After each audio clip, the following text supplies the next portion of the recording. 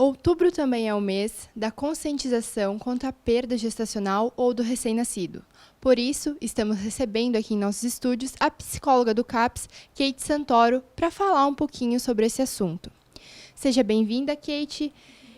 Para começar, sabemos que essa perda afeta muito o psicológico da mulher. E como elas podem lidar com essa situação? Toda perda é um processo do luto que a pessoa vai passar e gera uma dor inestimável, né?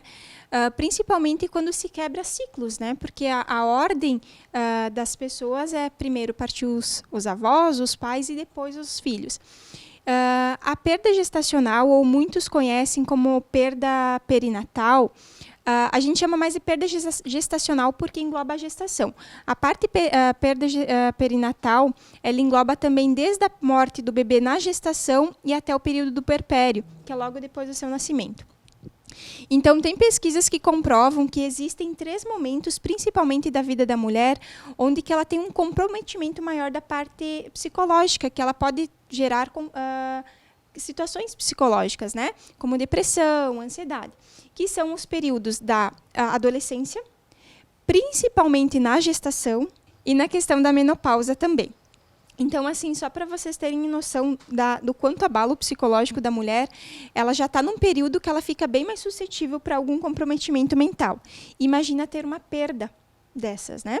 E o que a gente trabalha muito essa questão que a mulher vai precisar, a família em si, vai precisar passar por essa fase do luto. É muito importante que ela passe para que depois ela tenha uma assimilação melhor, que gere uma aceitação melhor dessa condição de perder o seu bebê, de perder um ente querido, uma pessoa que ela tinha criado expectativas, porque muitas famílias, antes mesmo de engravidar, a gente chama que quando não é só a mulher que está grávida, o casal está grávido, ele já tem planos, ele já tem sonhos, muitas pessoas já pensam na faculdade que o filho vai cursar, no que pretende fazer, no que vão comprar. Então, assim, são sonhos que são encerados brutalmente. Né? Então, gera, sim, um sofrimento muito grande para a família, principalmente para a mãe e para o pai. E, Kate, esse assunto ele é um pouco subestimado pela sociedade. Como as pessoas poderiam apoiar mais essas mulheres pelo fato delas perder o filho durante a gestação? Nós sempre falamos assim... Existem a classificação de perda gestacional, não existe uma classificação quando se perde um filho. Quando você perde um pai, você fica pai e mãe, você fica órfão. Quando você perde o marido, a esposa, você fica viúvo. Agora, não existe uma classificação para quando você perde um filho. E o que acontece? A nossa sociedade, ela de certa forma ela quer ajudar, a gente entende que ela quer ajudar, mas muitas vezes o que ela passa para a família acaba machucando muito mais. Porque assim, existe o lado da perda gestacional que ninguém fala para a mulher, assim como a gestação, a gente vê a gestação, o lado bonito dela, mas ninguém fala que depois que a criança nasce, o foco é o bebê, não é mais a mãe, que até então todo mundo passa a mão na barriga, todo mundo se preocupa com a mãe.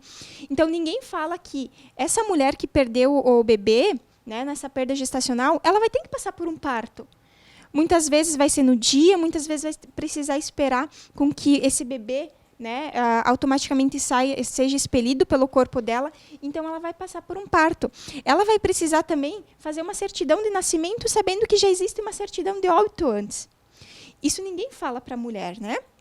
Ela também vai precisar lidar com essa questão de chegar em casa e ver sonhos frustrados, de ver roupas, muitas vezes, ali, sem saber o que fazer. Porque quando a gente perde alguém, a gente tem sempre a tendência de guardar alguma coisa, porque tem o cheiro da pessoa, tem foto. Ali você não tem. E a sociedade julga muito porque, assim, para a mãe, o que a gente precisa saber lidar é que existiu, sim, um bebê. Existiu, sim, uma vida.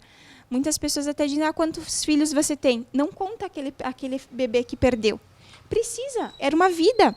E é muito importante que se essa família tenha novos filhos, que eles coloquem sobre isso. Né? Porque assim, a mãe foi a mãe, o pai foi talvez o único que sentiu, que presenciou, que teve, né? Principalmente a mãe. Agora, para a família é um ser que não existiu, para a sociedade não viu, não foi palpável. Então a sociedade julga muitas vezes assim: você é nova, você tem outros filhos, foi melhor assim. Não. A dor de perder um filho é imensurável. Essa dor não pode ser deixada de lado, ela precisa sim ser validada, porque é uma dor muito grande. E mesmo assim, quem perdeu um outro familiar pode dizer, eu já passei por isso, não. Só mesmo quem perde um filho para saber, principalmente na gestação, porque, como eu falei, ela vai passar por situações que ninguém vai falar para ela que ela vai passar. E essas falas vindas da sociedade, como a gente sempre fala, a mesma coisa quando mora algum familiar, o pessoal sempre pergunta mais para a área da psicologia, eu vou lá, o que eu falo? Você não fala nada, só dá apoio. Só encosta a mão, só esteja ali presente, não fala nada, porque às vezes o falar vai machucar muito mais. Esses comentários, assim, você vai ter outros filhos, foi melhor assim, Deus quis assim. Não, Deus também está sofrendo. A gente sempre diz assim, foi uma morte, foi uma ruptura de sonhos. A gente não pode desconsiderar essa dor. É uma dor e ela precisa ser validada.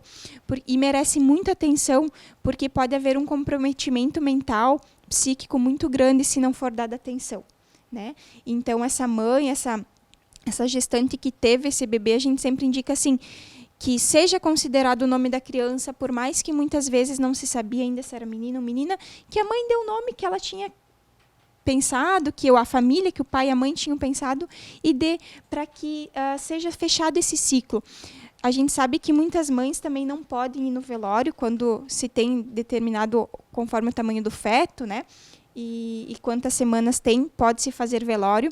Muitas mães, pela questão saúde física, não podem ir no velório, mas se puder, vão, para se encerrar esse ciclo, que é muito importante, porque daí ela concretiza mais essa etapa da vida dela. Muito obrigada, Kate, pelos esclarecimentos. Esse foi mais um Giro de Notícias. Voltamos a qualquer momento com mais informações.